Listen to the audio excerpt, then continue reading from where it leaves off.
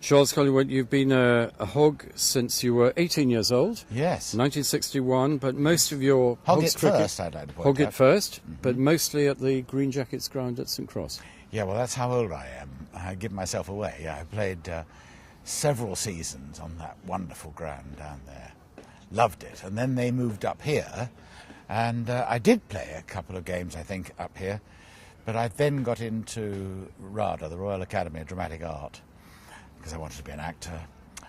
And I looked at this ground and I thought the pubs are miles away and there's no girls, and I think I'll go to London and be an actor. And so I lost touch with the Hogs from the age of about 20, 21 right through until 12 years ago, when my wife and I retired back down to Hampshire, about 12 miles away. And I popped over one day and I thought, I wonder if they're still at Warnford, as I was no longer a member. And I pitched up, and the first voice I heard was, "Hello, Charles." And it was Bill Hughes, our ex-esteemed president, who'd been at the same school as me at Sherborne. And although he looks old enough to be my father, he's in fact younger than me. And he said, "How nice to see you." And so my fondness and relationship with the club was renewed immediately. And I've done the auction for them a few times at their wonderful President's Lunch. And how good a cricketer were you? I was like most reasonable public school first 11 cricketers, you know, not bad. I was MCC playing member at 19, you know, lots, but not exceptional. I did have a golden moment, however, when I was at RADA. Unlike most actors at RADA in the summer holidays, who would go off to summer season in Sidmouth or Frinton or Lowestoft, and they'd play small parts in ASM in weekly summer rep, I wanted to play cricket, and I wanted to play for the Hogs. So I came down to St Cross, and I played, and I had a day which I can still remember, where what we all know as cricketers, where nothing goes wrong. You see the ball's like a football. I was a bowler as well. I couldn't stop getting people out.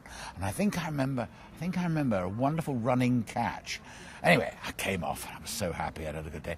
And H.S. Altham, who was, if not president of the MCC, was certainly president of Hampshire then, he took me on one side. He said, "Charles, can I have a word?" And I went, "Cool, he noticed." He said, "Why don't you pop down to Southampton? We'd like to have a look at you." And I turned him down immediately. I said, "It's very kind of you, but I'm at RADA and I'm going to be an actor."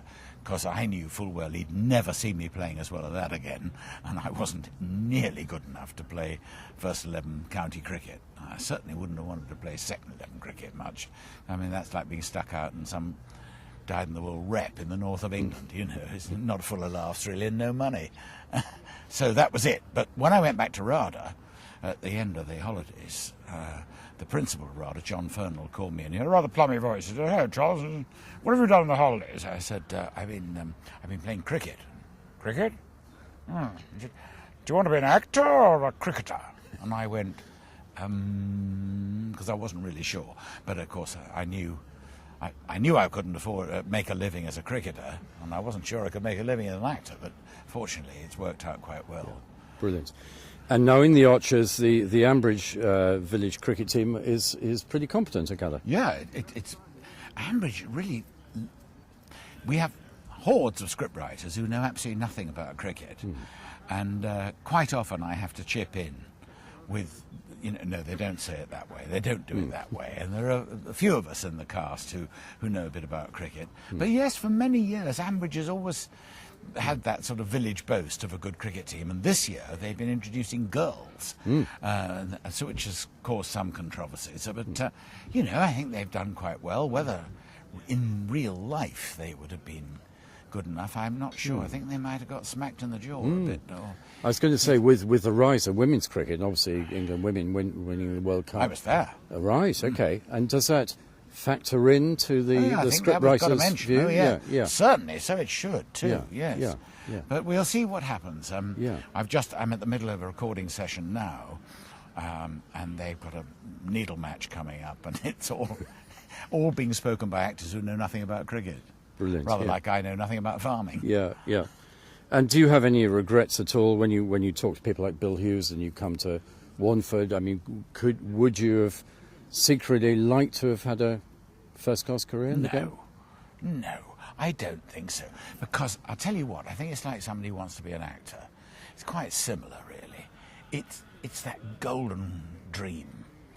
But, you know, people say, I'd love to be an actor. It's a tough, mucky life, as is the life of a professional cricketer. You know, whether you play club cricket or professional cricket, the dressing rooms stink of sweat and old pads and jock straps and everything lying around, and there's some fairly cruel banter that goes on, and then you fail and then you get hurt and you pull a muscle. There's not much glory in that. And it's exactly the same in some theatre in the north of England, and it's pissing down, it's pouring with rain, and you're not very good in the part, and nobody thinks you're good, and the girl you fancy in the cast doesn't fancy you, and it can be a nightmare. Yeah. So, but there's a great similarity, I suppose, between going out to bat in a cricket match and going onto the stage, and you've got to perform. Absolutely, and also George Bernard Shaw said to be a successful actor you need 10% talent and 90% luck. Well, actually, in cricket terms, you need a lot more than 10% talent, but you need that luck, and that's why the stage, particularly actors, have always loved cricket, and I am president of the Stage Cricket Club. I played for them for 40 years, and proudly.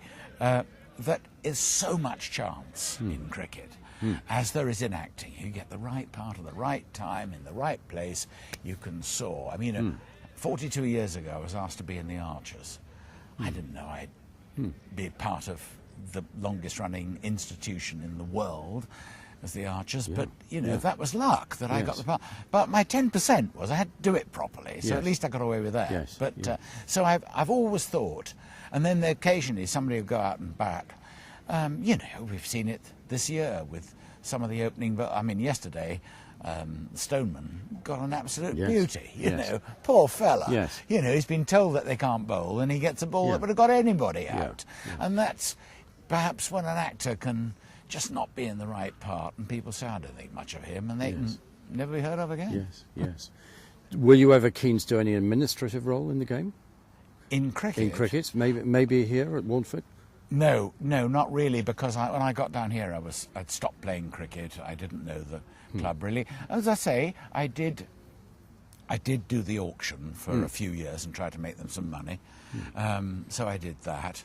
I'd done the administrative role with the Stage Cricket Club. Sure. And when you're captain of a stage with 10 other egos on the pitch, and they're all calling you darling. But I do remember the difference between playing Hogs cricket and the stage cricket. My first match for the stage as a young, unknown actor, nervous because there were these older actors who'd done so much. I'd seen them on the television, I'd seen them on the stage, and they were playing cricket with me, and I was first change bowler. I was marking out my run. I must do well. And this older actor at mid-off said, if you get a wicket in your first over, darling, I'll give you a spangle. I got 2 spangles. Wonderful 2 spangles. Stuff. Oh, that's lovely. Good stuff. Yeah. And who were your cricketing heroes when you were growing up? David Shepherd, because he was a current England cricketer when I was at Sherburn. Yes, of course. And I was very fortunate to be a guest on the Test Match Special when my dear friend, CMJ, Christopher Martin Jenkins, who died, but I knew Christopher very well, and I was invited to be the guest. And he said to me, why do you like cricket, Charles? And he knew that as soon as he asked me a question, he could have his lunch, because I'll go on until until it gets dark. And he said, so why did I go? I said, well, I had a father who'll bowl at you with a tennis ball till it gets dark. Housemaster who's a Cambridge Blue who'll bowl at you until he's knackered and you're knackered. And a current boy playing cricket for England. You've got to like cricket if you've got any aptitude at all. Yeah. And I said, and I told this story on Test Match Special, when I was at Sherburn, we were told that the great England cricketer David Shepherd, then a curate, was going to come and talk to the first 11 and the Colts. Well, I was in the Colts. About cricket, and in came this film star, terribly good looking, black hair, dressed in curate as a clergyman, and for an hour he stood in front of about 25 of us and told us how it was that he made the huge gap from being a little boy cricketer to an international test batsman. And the terrible thing is I can't remember a word he said because he had his fly buttons undone. And when you're 15, all you can do is think, there's a vicar there without his fly. And I remember telling that story on Test Match Special, and when I said fly buttons undone, the whole box went whoop. Oh, that's a lovely story. Did you get to meet him, David Shepherd? I did. I met him when Mickey Walford, who was a legendary cricket master and sports master at Sherborne, when he died, David was invited back, and he gave the blessing. And afterwards, going out of the chapel, David was standing there, full bishop's robe, an old man then, but looking wonderful. And somebody said, "Have you ever met David Shepherd?" I said, "No, I haven't." He said, "Would you like to?" "Oh, yes, please." So I was with my wife, and they said, "David, I'd like you to meet Charles Collingwood. He plays Brian Aldridge in The Archers." And he clutched his crucifix and said, "We don't like you at all." And I said, "Well, perhaps you'd like to meet my wife, Judy. She plays Shula." And he went, "Oh, but we love you." I mean, it was ridiculous. I mean, it was real cod vicaring. Yeah, but it was brilliant. That's and then I met him in a pub when Judy and I had a stage show that we took all around the country. And the year before he died, we did a show in Chester, our stage show. And he came, he brought a party of people, and to this day, I can remember being on the stage, seeing him rocking with laughter, and me thinking to myself, well, I think of all the pleasure you gave me, I'm just glad I can put a little bit back. Yeah. That's lovely. And then he was dead within 12 months. Oh. No, good man. Well, you've obviously loved cricket all your life. So Certainly have. thank you, Charles, very much indeed. Thank you. Much appreciated. Yeah. Okay, yeah. thanks.